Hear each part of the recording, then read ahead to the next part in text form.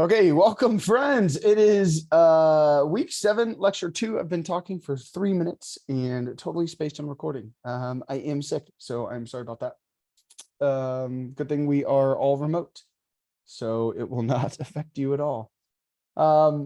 Just a little bit of housekeeping. We've got discussion questions due Sunday, as you guys know. Again, this week and next week are already open, so just go knock those out. Don't let that be your delimiter of the thing that's preventing you from going on. You've got a core assignment called authors that is due. That is one of your core assignments. Now, yesterday we talked about you have to have 90% of core assignments done. I believe it's 80%, or you can't miss 5 or more of the discussion questions. So please make sure you have all of those done, plus a belt exam that's passing. Or if you decide to not do the belt exam, that's a-okay. As long as you've already passed one belt exam, whether it's Python or Java, then you can take a complete. If you want to do that, or you want to see if you qualify for a complete, just make sure you send me an email. That's totally fine. You don't have to take the exam, especially if you're stressed, or if you took it and didn't pass it and you're like very stressed, you can also take a complete, and that's okay. Even if you failed it, you can still take a complete as long as you qualify for that. Nobody will ever know that you didn't pass it. That's kind of unless you want to give that information. Your certificate doesn't show a complete versus a belt exam. Again, most people don't even know what a belt exam is, like from an employer standpoint. So if that is something that's causing you so much anxiety and stress, that is also definitely a route. Now, if you want to take the belt exam and do that and test your skills, absolutely welcome to give you that. But just know that if you started it and maybe you're already taking the first one and you're not confident and you're giving a lot of anxiety, if you qualify for a complete, then no matter what, you can move forward. So no worries there. One thing I did want to let you guys know is next week, we've got kind of the end of stack stuff. So everything's due Wednesday. The last day to start an exam is Tuesday.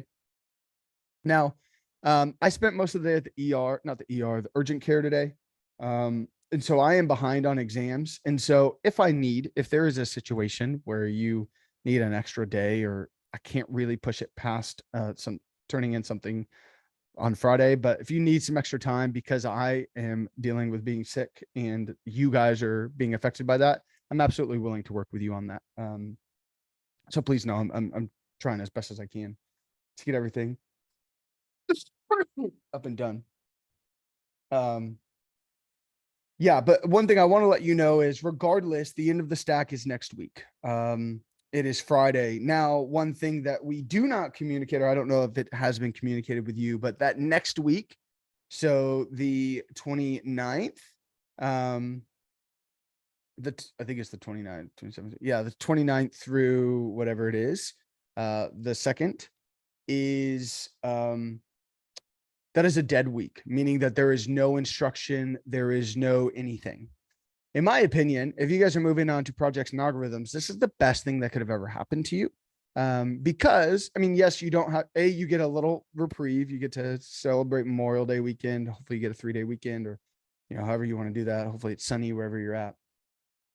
But you will get an extra week for, basically what it does is it gives you an extra week for your personal projects. And next week, we're going to talk about what to kind of expect moving forward, probably here on Wednesday, what to expect moving forward. Like what is projects and algorithms, or if you're going to go to another class, kind of what you can expect. I'll show you some of the material so that way you can prepare yourself. Now, you'll get access to material, which is also a cool thing. You should get access still this Friday, so you'll have an extra week to go through the material on your own, watch lectures, everything like that. So you can really get a jump. I think it's a really cool thing for this to happen kind of at the end of a stack. Sometimes it happens mid-stack for people, and that really kind of sucks. Unless they're falling behind, then it's great. But just so you know, again, the 29th through the 2nd, there's going to be no instruction. There's no TAs. There's no help. So there's like no dojo hall, anything like that. It's like a down week for us. And it's where we do some internal trainings, upskilling if instructors haven't already passed an exam for a specific language. Obviously, we can't teach until we've taken and black belted multiple exams. So for an upskilling, that gives us some opportunity and gives us a little reprieve, gives people a good time to take some vacation as well. Cool. So just want to give you guys a heads up. That's the week after we end, you will have a dead week. So you'll get some time. So if you want to kind of do something, that'll be nice. And then your next, whatever your stack following, whether it's another language or it's projects and algorithms, that'll start the next week, which I think is the 5th. So it'll start then. But you should get all your emails and everything opened up for you by Friday. Cool. Which goes into belt exam grading. Like I said, my goal was to get them all done today, but I spent most of the day at urgent care. I'm sorry, I've felt awful last night and today. So I'm trudging along, planning on grading after class today. And I will try to speed them up. Not that you're going to get lack of grading. I don't mean it in that regard, but especially those that did black belts, it's a little bit easier because I can just go to your IP address and knock it out and let you guys know. So I'm working on trying to get that done as soon as I can. I'm sorry. Thank you for your patience. And again, I'm willing to work with you if because it's not your fault that these haven't been turned around yet and graded. So if you need a little bit of extra time next week, I can work with you and we can kind of figure it out. My guess is that you guys are going to be A-okay. But I can work with you if that's necessary. And needing any questions on the housekeeping stuff, kind of going through. If you wanted to, yes, if you want another exam code, just email me. I know I had somebody email me today. I can send you a new exam code. If you shoot me an email, I can email you back and give you that new code, even if you have already taken it once.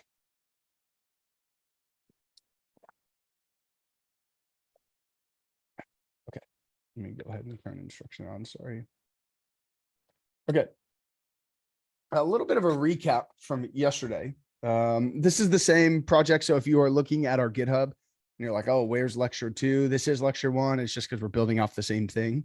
Instead of redoing it over and over again, just building off this. One thing I do want to note is something Paul said in chat, and this is exactly correct. I did mention that if you wanted to complete, as long as you have a passing belt exam, that does not include web fundamentals or Python or programming basics. If you did that, I don't even know if there's a belt exam for that, but that is only for a full stack language. So if you've done Python or Java already, then you qualify. But if you have a passing web fundamentals belt exam, that does not qualify for a complete. So just a heads up there. Just wanted to do that. Cool.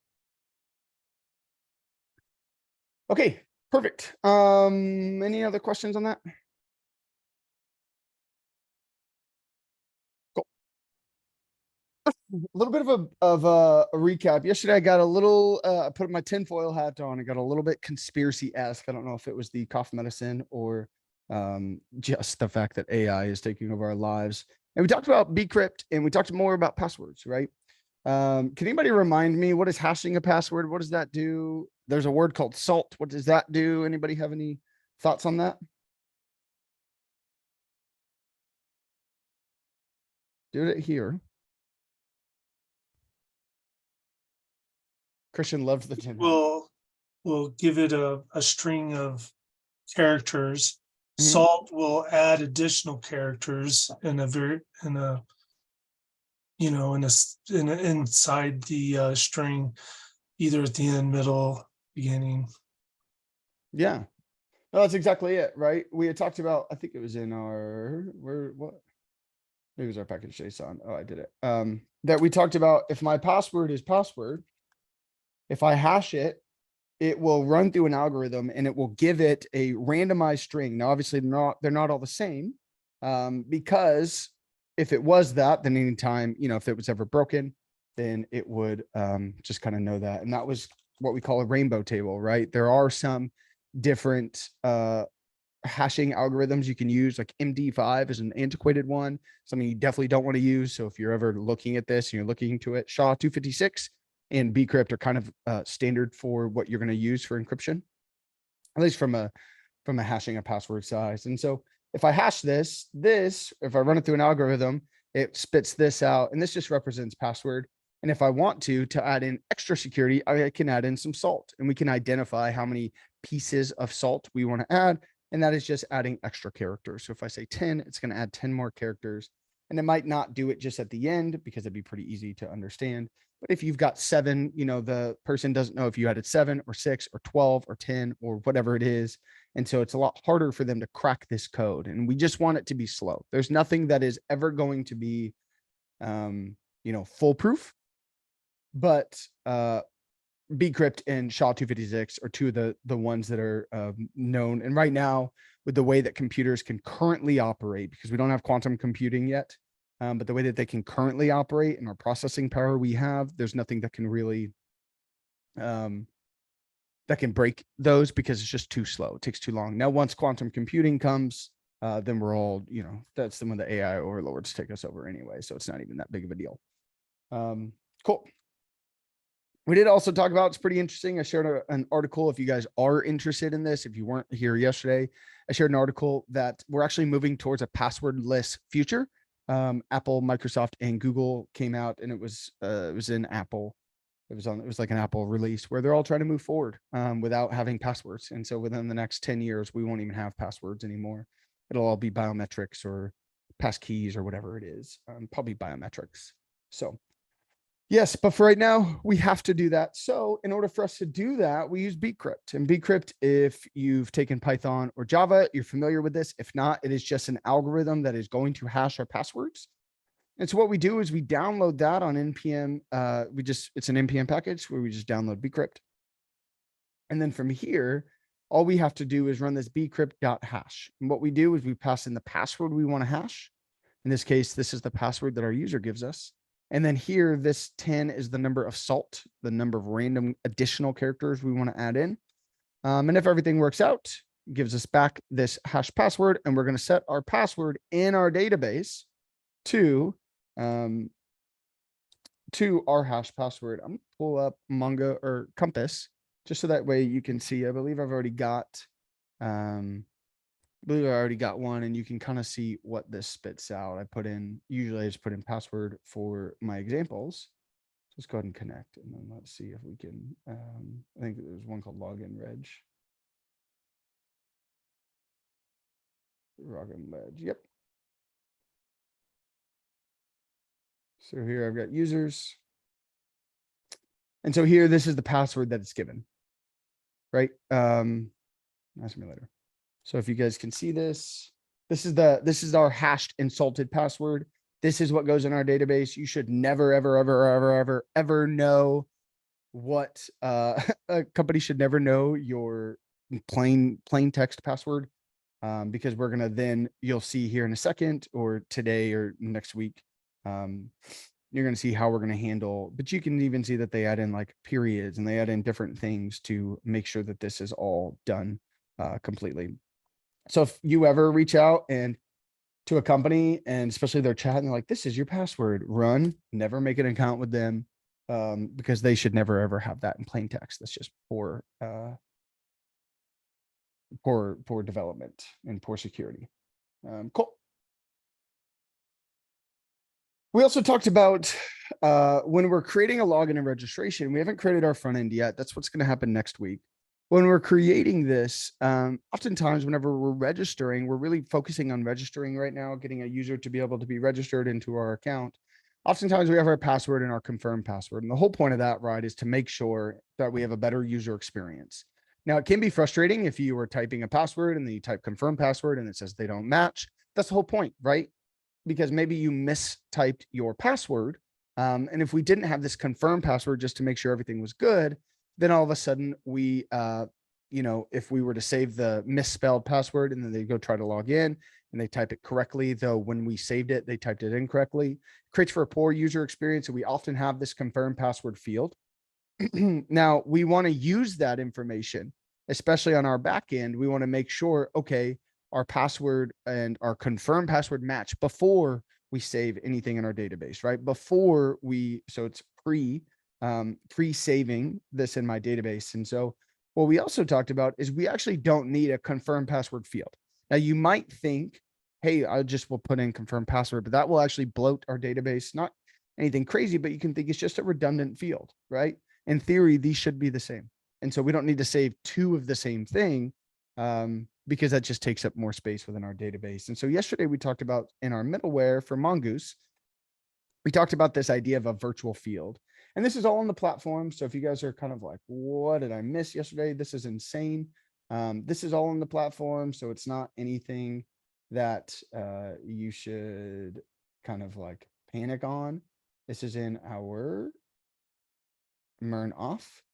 And we talked about authentication, authorization, and this is all right here within our user model. And this is kind of what we followed yesterday.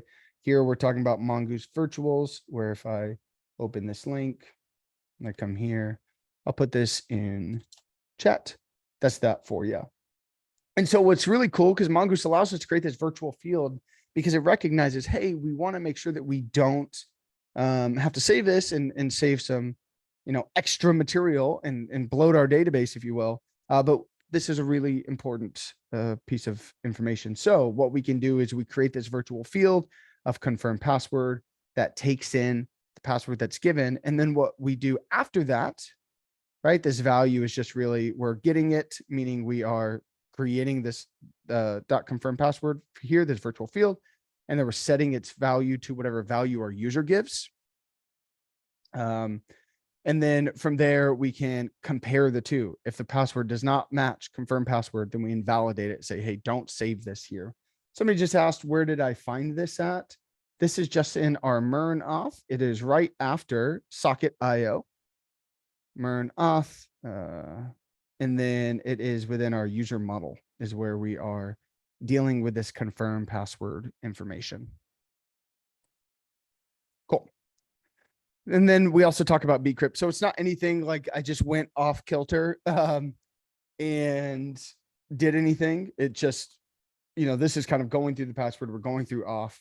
And then now we're going to move towards our registration portion. We're going to move towards using certain things. We're going to build out our controller. We're going to introduce this idea of cookies, a way that we can track what user. We talked about authentication and authorization, where we authenticate our user. Basically, we say, are they who they say they are? And then from an authorization standpoint, we want to monitor and say, well, what do they have access to?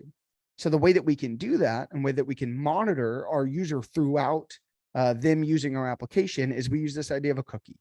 And you might have heard of cookies in Google. You can kind of delete cookies. Really, you can sort of think about it as, have you ever seen like a shark and a shark swimming and you see all these like little sucker fish that are just kind of along for their ride, right? Like they attach to the shark and they see everything the shark sees, right? As the shark is going and as it's moving, that fish is just attached to it and goes through, kind of throughout the ocean. Cookies act a little bit of the same way. Now we can use them in a different way. We can check the cookies. We can make sure, okay, they're valid, they're good. Do they have a cookie? Can they even see this? But cookies can also be a pretty invasive, right? That's why a lot of stuff like Brave is a great browser. If you're looking for a browser for security, they don't allow cookie tracking. That is how Google makes its money. That is how Facebook makes its money. There's always that old adage, if something is free, then you are the product. Because basically every single time you log in or you do anything, there's, Google will, anytime you search on Google, it attaches a cookie. And then what it does is it sees everything you're doing. That's how you get targeted ads. That's how you get, if you look up a flight to Monaco one time, and then now you go to any website and there's just, want to go to Monaco, there's a hotel in Monaco, blah, blah, blah, blah, blah, right? That's cookies, right? They're going and they're pretty invasive because they'll attach to you. And then they can see, now we're not creating that. We're just creating a cookie for our website.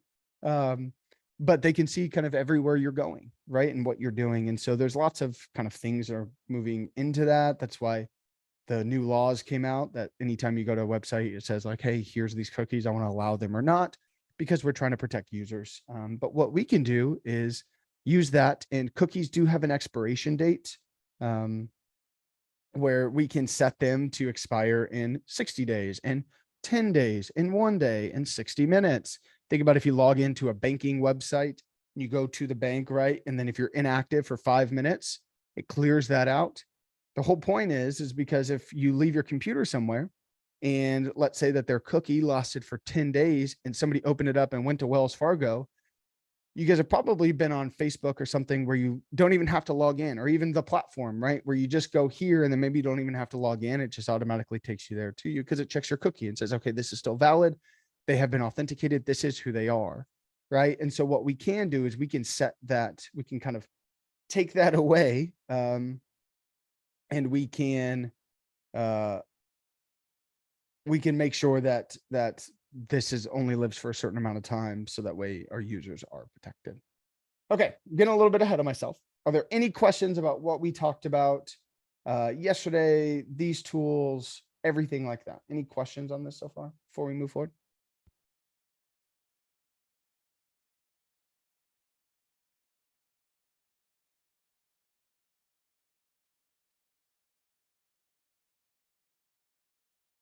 Okay. There's a couple things that I want to talk about. I'm gonna go a little bit out of order.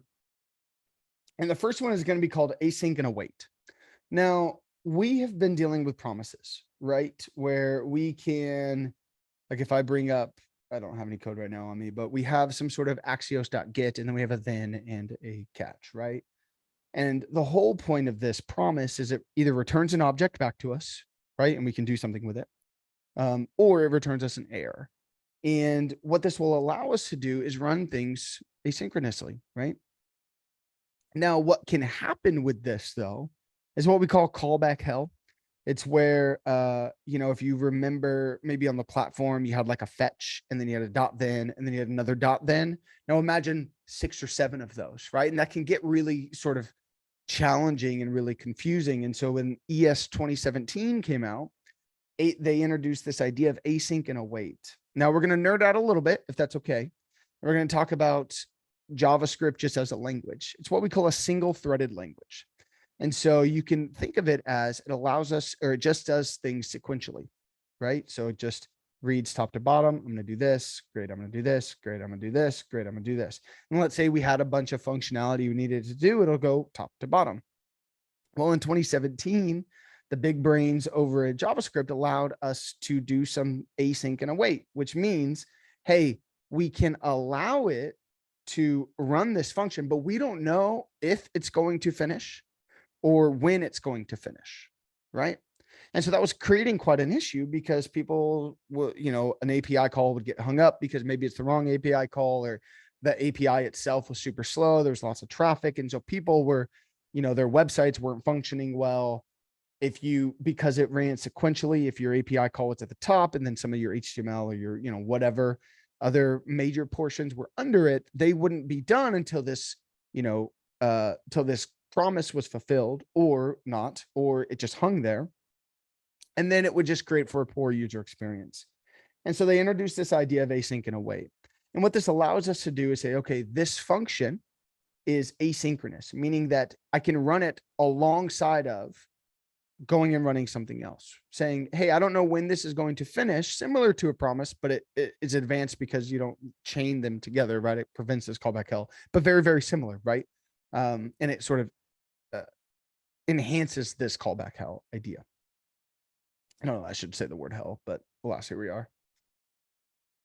So what it does is it allows us to say, hey, we don't know when or if this is going to finish, but while this is running, let's go ahead and run other things.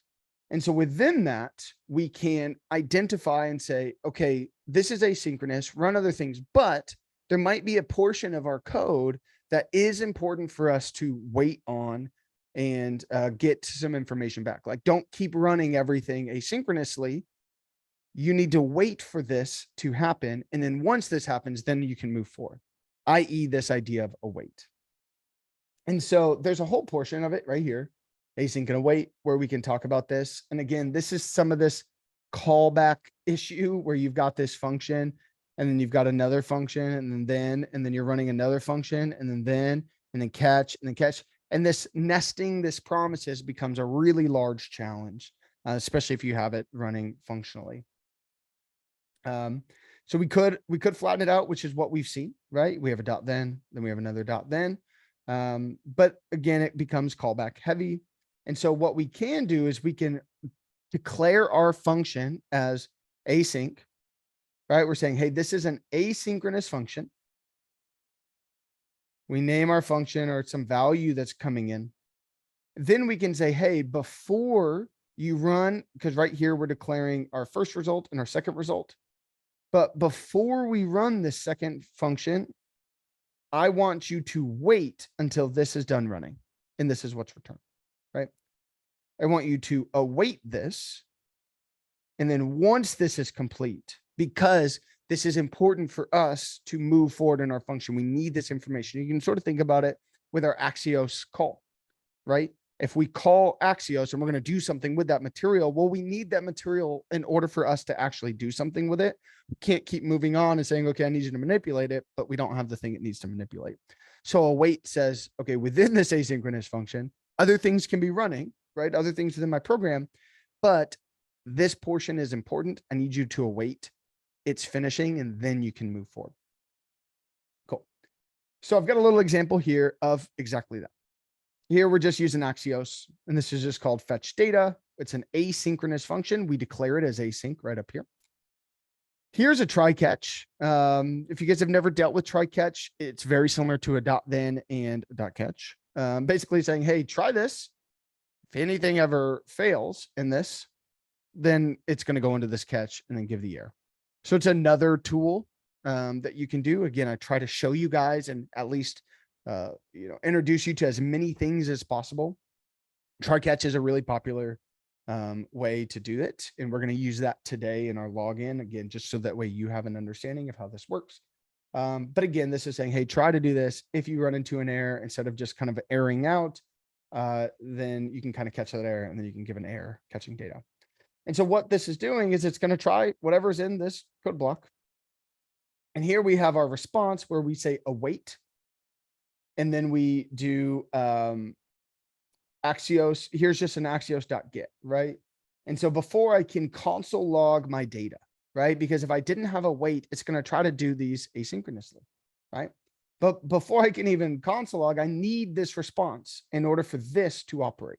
So I can say, okay, await this. Once we get that back, then I want you to do this. Because if I tried to console log this without this coming, let's say that this API call took a little bit, we're going to get an error because it's going to say, I don't have this information, right? I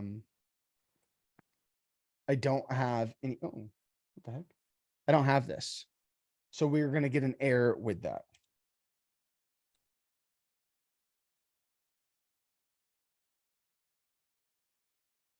Does that make sense? Any questions? Jared asks, can you do a dot then try catch? Yeah, you could have a try catch within a dot then. Absolutely. It would just say like dot then, you'd have your result and then within that you'd have a try catch. Though I feel like the catch would be redundant because you're already going to have another catch. So, because within your try, if there's an error, it should give you a catch. So, yeah, I would think that could possibly help pinpoint the error though, right? Sure. Yeah, you could catch and say, this is where the actual issue is. Mm-hmm.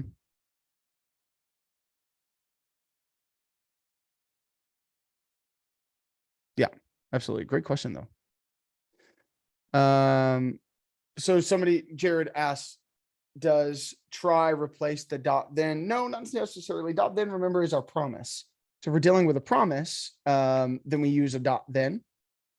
Now, this is a way, if we're using a wait, it allows us to kind of override and not have to utilize a dot then by using this await, and then by utilizing the try catch as well.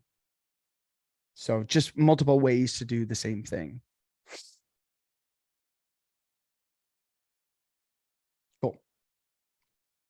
And then obviously we're calling our function here. So that I just wanted to introduce you guys to this before we move forward and start kind of building out the functionality of our controller and kind of building out everything. Any questions on async and await, on try catches, or any more questions? Great questions so far, Jared.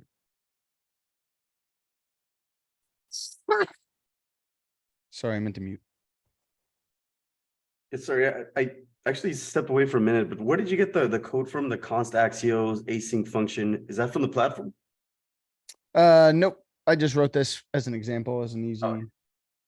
example for you, but I'll make sure that I'm just gonna keep this in here. And so when I post the code tonight, you'll have access to it. Okay, thank you. But the platform does, I mean, give you another async function, await. So it's same sort of thing. I just added in a try catch so I could show that to you guys as well. And then it's right here. So there's also a try catch. So, oh, it says callback hell. So I think I'm okay for my job. But there's all those informations too. So if you're wanting more about the async functions, await operators, again, this is from the ECMAScript, so ES 2017, or if you're wanting more about try catch, it's all right here. Extra readings. And I would really encourage, this is something, you know, I normally try to let you guys know if something is important. But this is something that I would probably say is a great thing for you to learn. Async and await is a common thing. It also, Python has an async and await functionality. So it's transferable against or amongst other languages as well. So it's a great thing. And then a try catch. Python also has a try catch. And I just say that in the sense of, if you have this fundamental topic, you can oftentimes use it in multiple languages. It's a great thing for you to know. And you'll probably, it's a really common thing. And so you'll probably see this in the wild if you're actually, you know, when you become a dev, if that's the route you go, you see this. So I would encourage you guys to really dive in there. Yeah, exactly, Paul. The future and present is async. So cool. Okay. So we've got to build out our controller. And we're just kind of following along with this, as I obviously am going to continue to build out even more there. So let's go ahead and create our user.controller.js controller.js. Perfect. And within that, I need to do a few things. Now, obviously, I need to const user equals require models.user.model, right? So I have to be able to use that in order to bring that in. There's going to be some other things that I've got to do as well as we're bringing in JWTs or web tokens, which we're going to get to here in a second. But for right now, I'm just going to create a module.exports. So as always, there's a couple ways you could do it. You could do it this way, where each individual one says module.exports dot, and then whatever your function name is. I don't do it that way. I don't think that makes the most sense. I just say it like this, right? Because then I don't have to be redundant. I'm going to call this register a new user. And so all I'm going to do is say register rec res. We know this. And even if we're just looking at this, we're just going to say user.create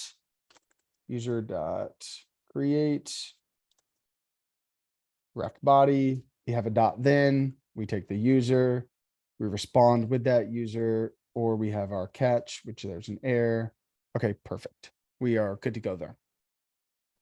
Cool.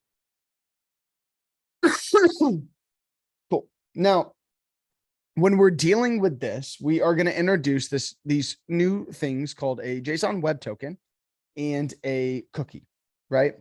And so what a web token will do is it is a third-party package, so we're going to have to install it and download it. Is it will be basically this token of authentication that allows us to know, hey, this is our authentication piece, right? Or sorry, our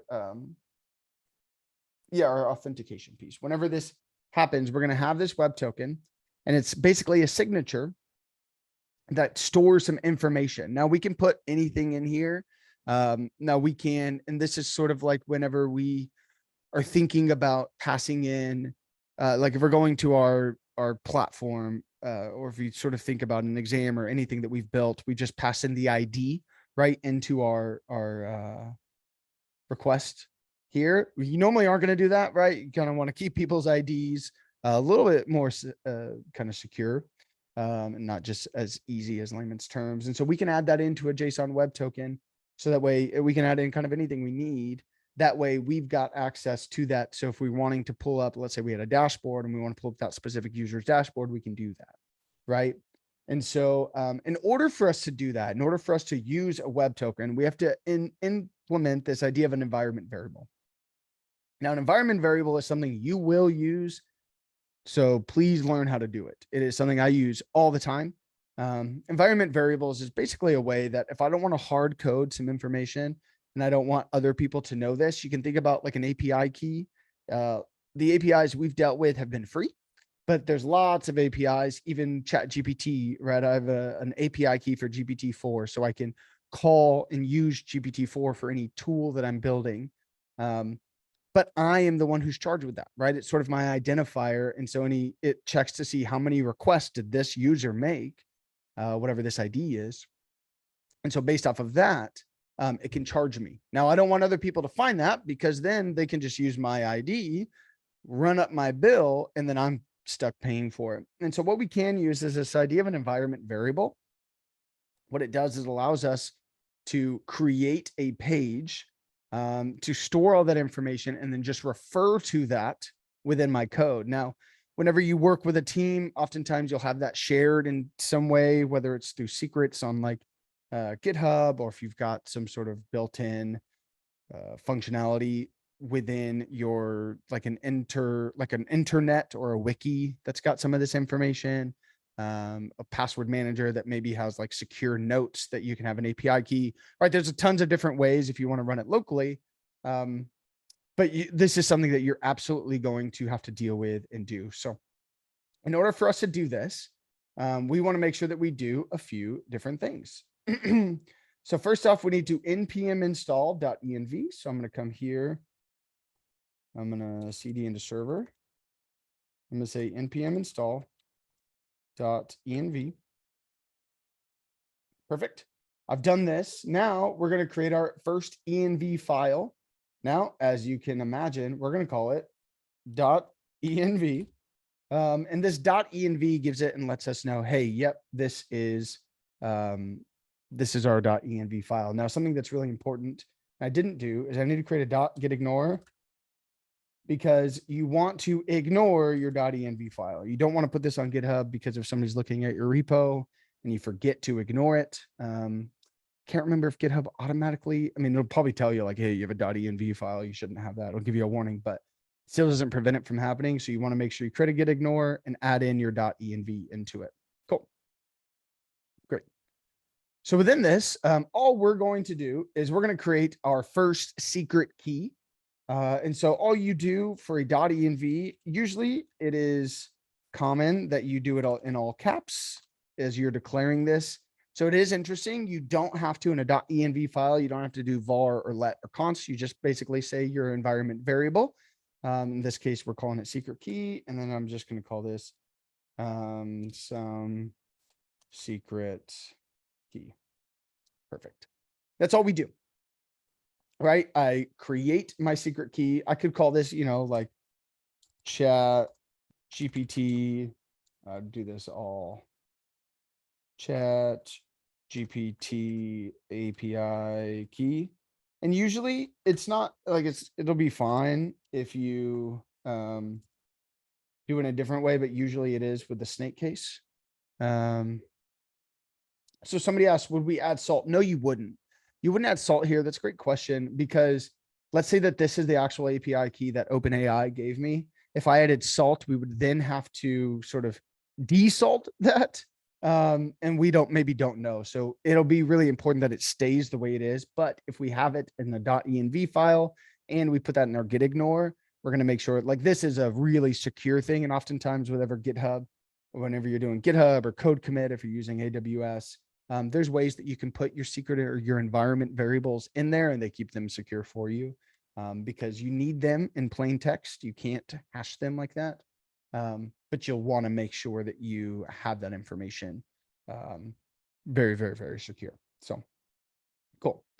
Now, the way that we can do this, you might ask, okay, great, but how am I going to refer to this information? Which is to which I would say, wonderful question.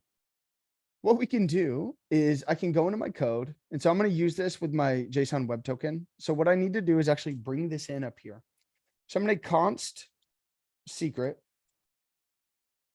And this is going to be equal to, because I'm using .env, I'm going to say process .env dot, and then I'm going to give my actual secret key, right? Or my actual variable name, which is secret key. So if I were to console log secret, right, it's going to just give me this value, some secret key here. But this allows me to create code and say, hey, whatever, in this area, this secret key, or in this portion of code, the secret key that you're supposed to have will go here, right? And so you would just create on your own local environment, you'd create the same .env file with the same names.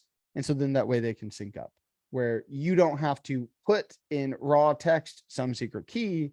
You just say, hey, refer to this specific .env or this specific variable within my .env. And then now it's more secure, right? People don't know what it is. And it's set up to where if your API key ever changes, instead of having it, you can also use this for like redundancy, right? If something is constant, instead of changing it all the time, or let's say multiple pages had access to it, you could put that here and then just, change it one place and then it changes everywhere else that it's called. Cool. So that's a secret key and an environment variable. Are there any questions of that?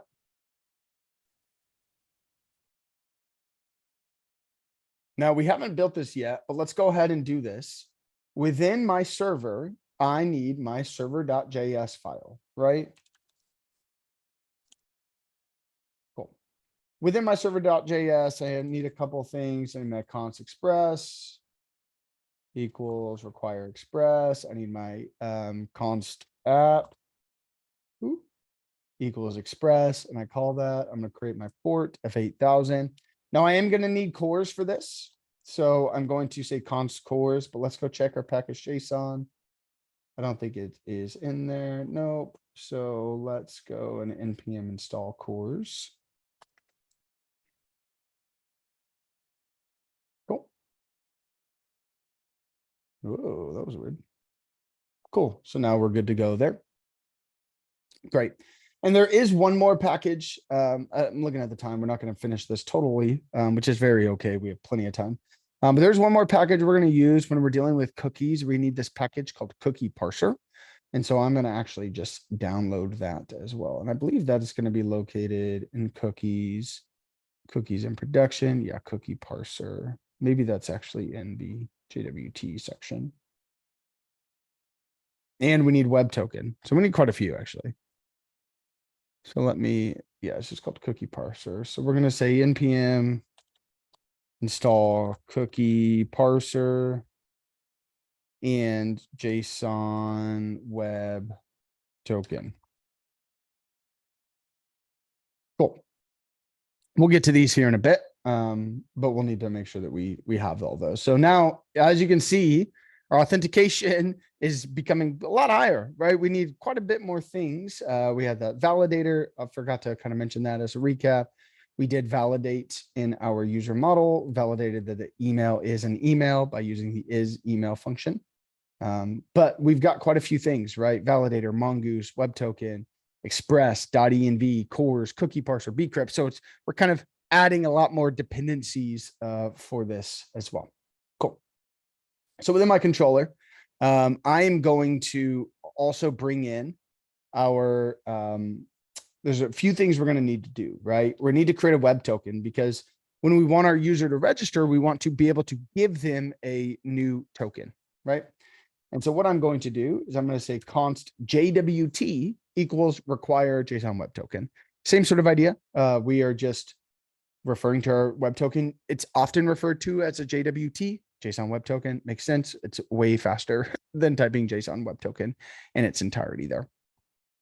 And then lastly, what we're going to do, and we're not going to have to do this until we, so let me,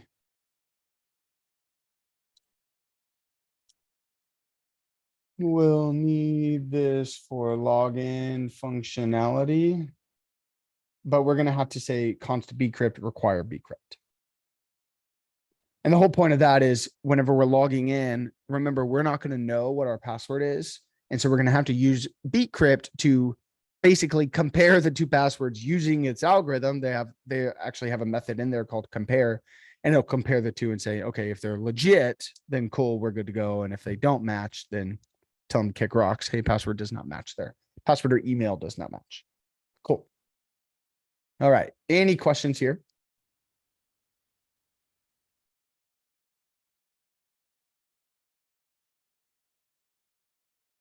Okay.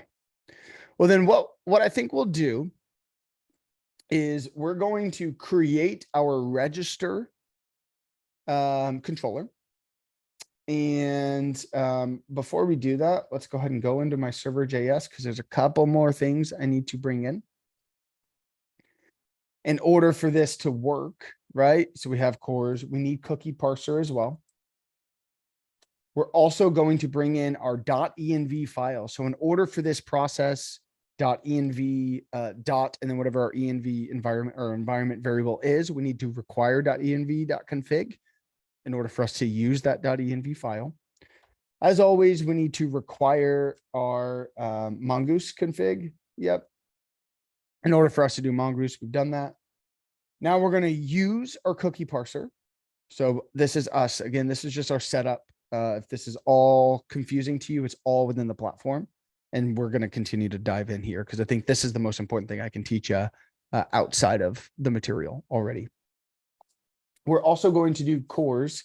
Again, we want it to be able to receive from the origin or from the server of 3000. So that's good to go.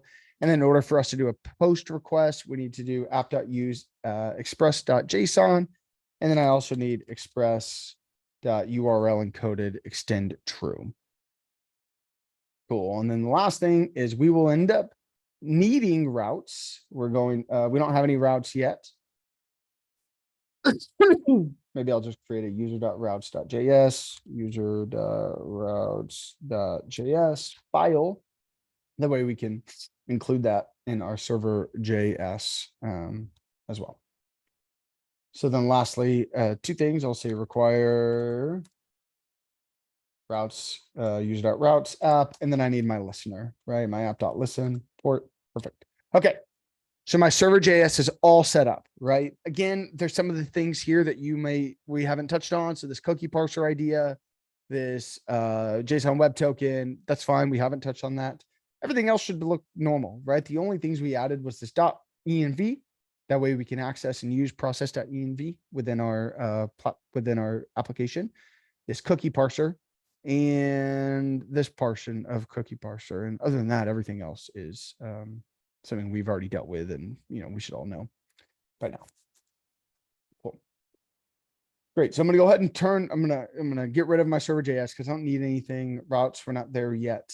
So let's transform this register into something that we can use and something that whenever a user registers, not only do we do that, but from a good user perspective, once they register, we should take them immediately into their platform or their dashboard or whatever it is, right?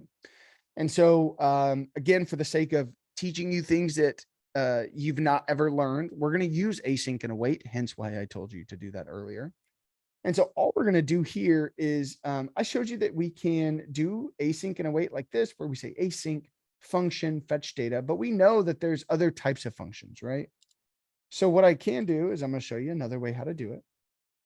Is I can use an arrow function as an asynchronous function, right? And so all I have to do is say async right here. And then that just says, okay, now this arrow function is asynchronous. Perfect. So I'm going to use that try catch.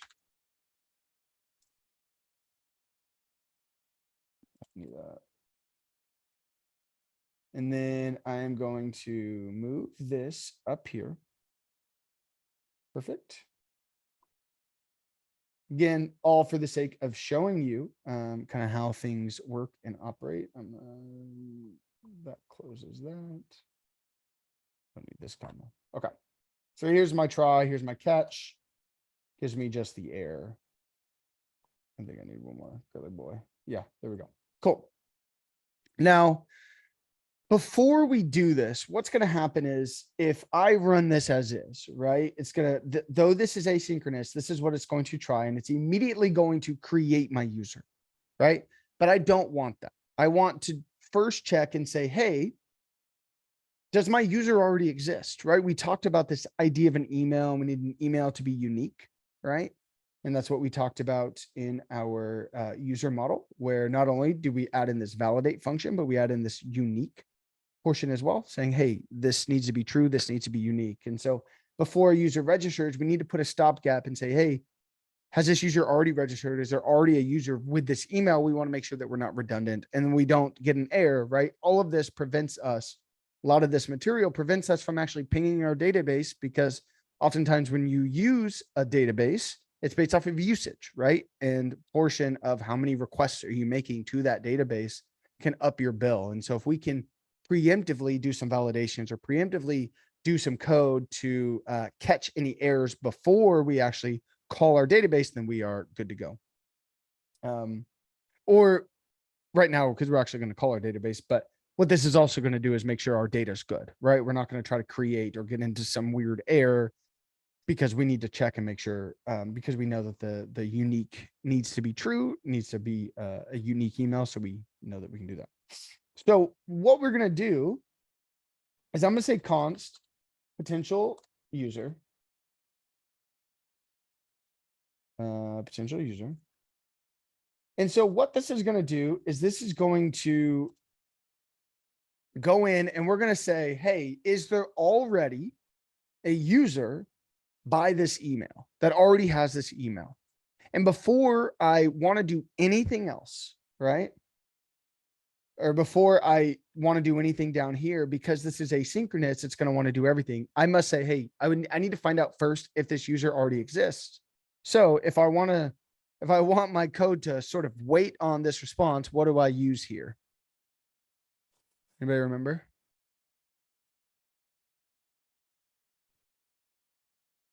Yeah, exactly. We're going to use await. Wait, yeah. Yep. So I'm going to say await user dot find one. And what this is going to do is we're going to pass in our email from our user, right? We're going to take in this request. And within our request, we have a body, and within our body, we are assuming we haven't built our front end yet, but we're assuming we're going to have an input of email. And so we're saying, hey, I want to find one. Perfect. This is my potential user. It doesn't happen. If potential user. Now, again, because we're using truthy falsy here, this is just saying, hey, if there is something, if this is a value, if this returns anything like an object, then what I want to do is I want to return a status 400 with some JSON that says, hey, this email already exists. Perfect. Basically saying, hey, if we already found a user, or if I make this call and it gives me back something, potential user has a value, then I want to give them back a message that says, hey, email, or I want to give back a message that says email already exists. And then our front end can handle that response in whatever way, right? Else, meaning that there's not a user, what I can do, and we don't actually technically need an else here, because what will happen is, if it goes into our if, it's going to hit the return. And so it's going to leave this anyway. And so we don't need an else. You could add it, but it's kind of redundant. Then what I need to do is I want to go ahead and, instead of just creating a new user, or I'm going to create a new user, but I need to do some different things with it, right? And then when I'm dealing with this, excuse me, when I'm dealing with this new user, I want to create that, yes, but I also want to initiate a web token, and I want to handle this. So what I can do is I can say const new user equals await, right? Because I want to make sure that this user is created first. And then I'm going to say user.create rec.body.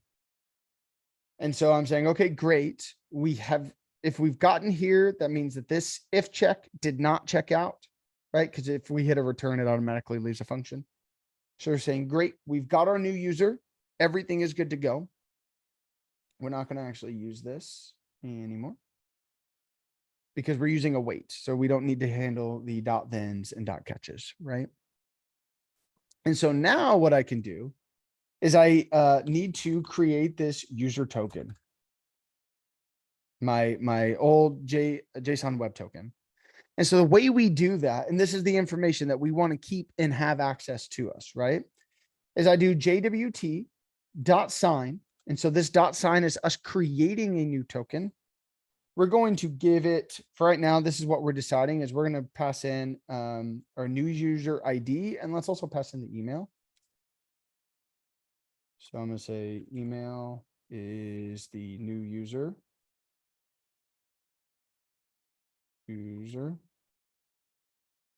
And this is why, because we want to refer to this information. This is why we just created this variable right here. So I say, okay, great. This user token is going to, the information we're going to save within this token is the ID. And that's what we're going to have access to. So whenever we want to go and we want to get maybe their friends list or something, we have that ID. And for fun, we just put in an email as well. So that way we can do that as well.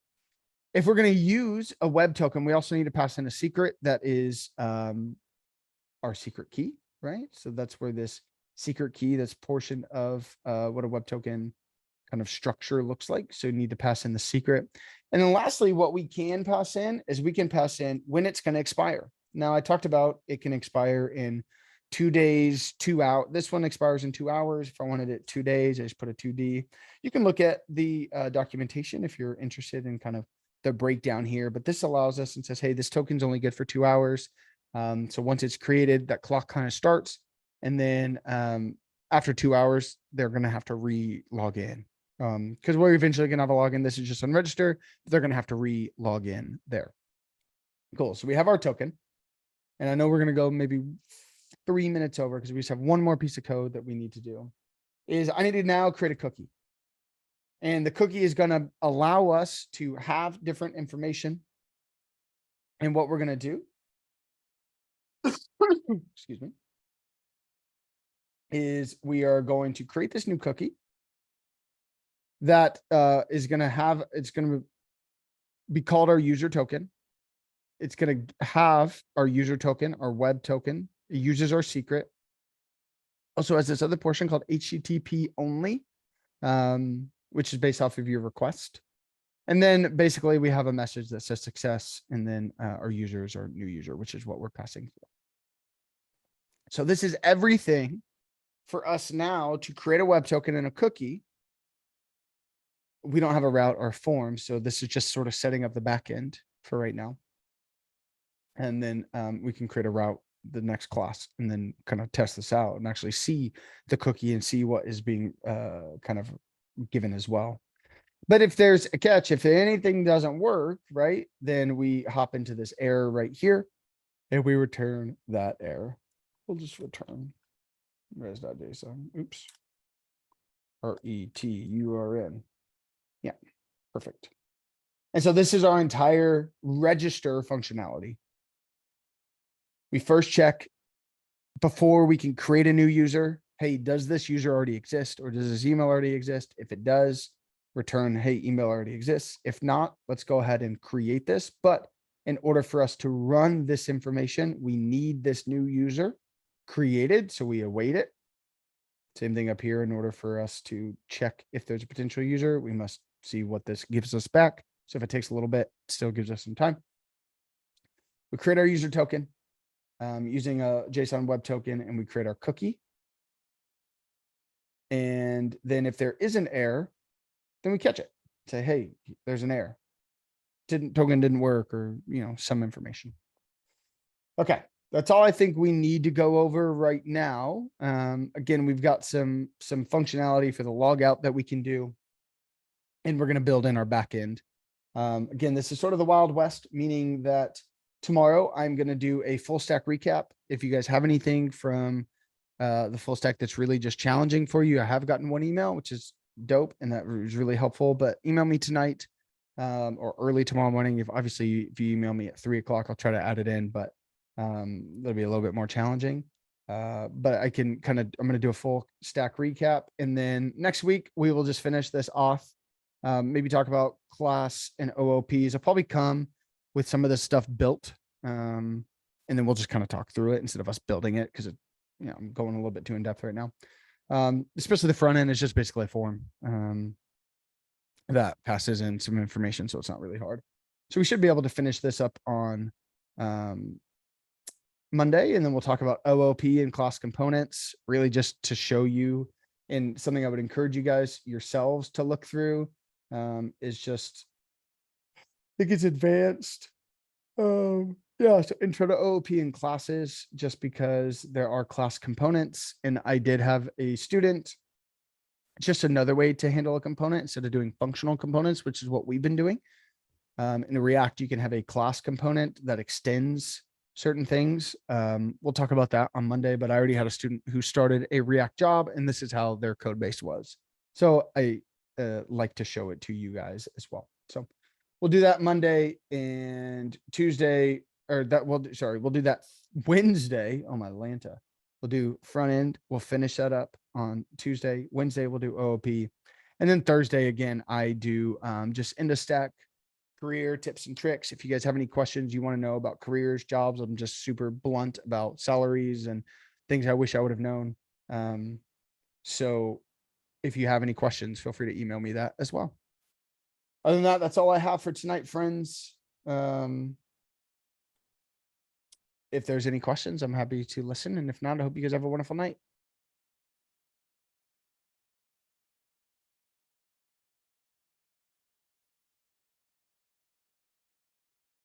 Okay, I'll stop the recording.